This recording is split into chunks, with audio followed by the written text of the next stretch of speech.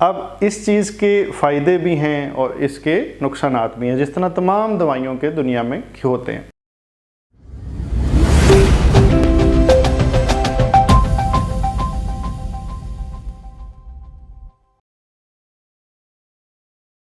बिस्मिल्लाहिर्रहमानिर्रहीम। NPH insulin और जिसको हम बेसल इंसुलिन भी कहते हैं उसकी बात होगी। इसको N के नाम से भी अमूमी तौर पे जाना जाता है। जो सबसे इसका पुराना ब्रांड है ह्यूमलिन N, वो इस्तेमाल किया जाता है और ये दिन के अंदर अमूमी तौर पे 2 दफ़ा लगती है। बाज़ ज़रूरतों में ये दिन में 1 दफ़ा भी इस्तेमाल की जा सकती है। इसकी ख़ास बात ये है और इसका इख्तलाफ R टाइप की इंसुलिन से ये है कि ये देखने में दूधिया भी होती है और ये ज़्यादा अरसा जिस्म के अंदर रह सकती है।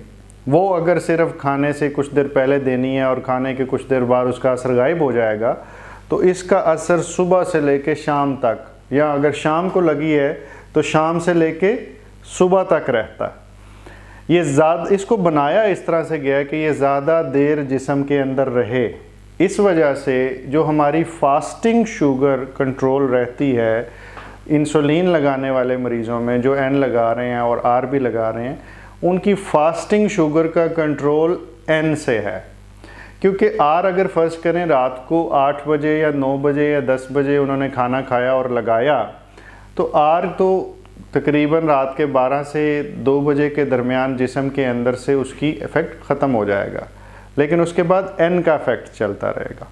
इसके मुख्तलिफ ग्राफ्स भी मौजूद हैं जो समझाने के लिए हैं कि अगर फ़र्ज़ करते हैं कि हम R को देखें तो वो शुगर जिस्म के अंदर बढ़ती है और फिर कम होती है, फिर दोपहर को लगाते हैं बढ़ती है कम होती है। N को भी रात को जब R लगती है तो वो बढ़ती है और कम होती है। तो 3 पीक्स उसकी दिन के अंदर हैं।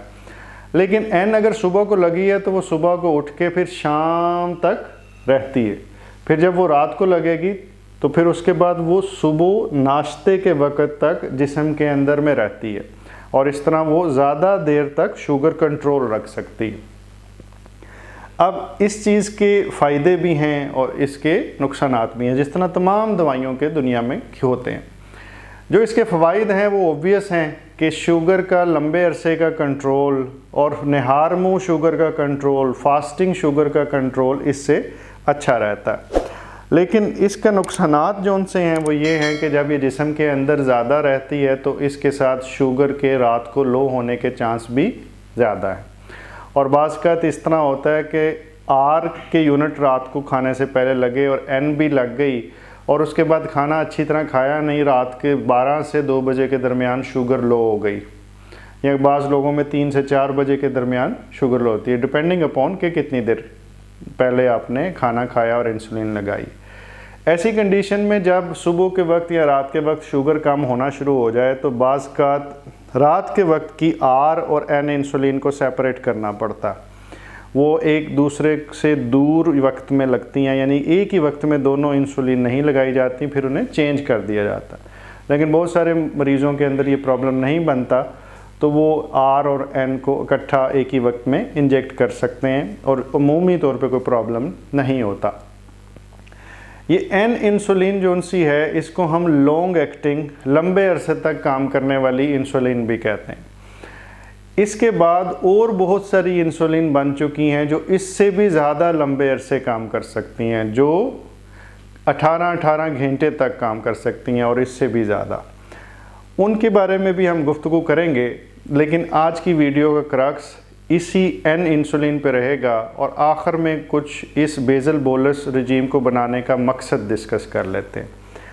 ये बेसल बोलस का मतलब ये है कि R और N को इकट्ठा क्यों दिया जाता है, या एक्टारैपिड जिसको हम बात कर रहे होते हैं उसके साथ हम इंसुलिटार्ड की जिक्र करते हैं, तो वो क्यों इस्तेमाल होती हैं।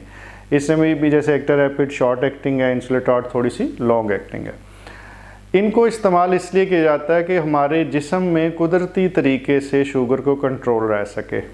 खाने की इंसुलिन R कंट्रोल करे और जो खाने के दरमियान की इंसुलिन है, शुगर है, वो आपकी N इंसुलिन जो उनसी है वो कंट्रोल में रखेगी।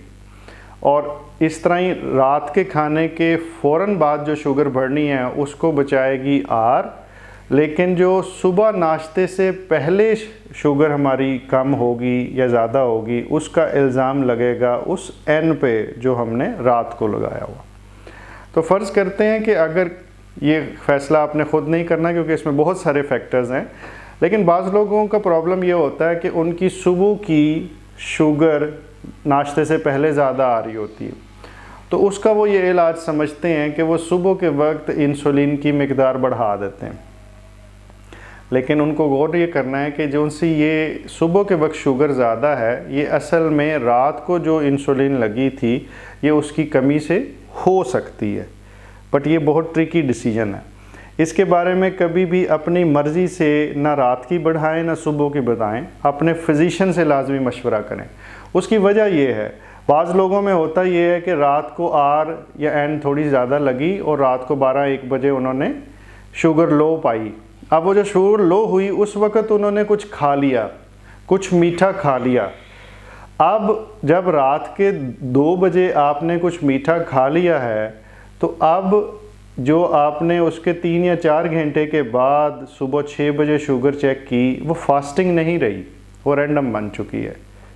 क्योंकि फास्टिंग वो तब होती जब कम से कम आपने 8 से 12 घंटे तक कुछ ना खाया होता। तो इस वजह से बाज़ होता ये है कि सुबह की शुगर ज़्यादा होना इस चीज़ की निशानी है कि आपने रात को जब शुगर लो हुई थी तो कुछ खाया था। उस सूरत में रात की इंसुलिन बढ़ाने की बजाय हो सकता है उल्टा कम करनी पड़े। ये चीज़ बताने का मकसद ये है कि ये इतनी कॉमन है और बेशुमार लोगों को ये प्रॉब्लम होता है, और इस वीडियो का मकसद सिर्फ अवेयरनेस है। ये फ़ैसला खुदारा आपने ख़ुद नहीं करना और अपने फिजिशियन से डिस्कस लाजमी करना है, और उसके बाद ही इंसुलिन के यूनिट्स चेंज होंगे। रिकॉर्ड ज़रूर बनाइए, शुगर चेक कीजिए, चाहे आपकी शुगर कंट्रोल भी है तो कोशिश करें कि एक दिन छोड़ के ही सही, अगर आप रोज़ाना नहीं चेक कर रहे, आपको यकीन है कि शुगर बिल्कुल ठीक चल रही है, तो कभी नाश्ते से पहले, कभी किसी खाने के 2 घंटे बाद की शुगर चेक कीजिए और एक पेपर पे लिख लीजिए, और ये रिकॉर्ड अपने फिजिशियन के पास लेके जाइए। अल्लाह ताला आपको मुकम्मल ज़िंदगी दे और दूसरों की ज़िंदगी मुकम्मल करने का शर्फ अता करे। शुक्रिया।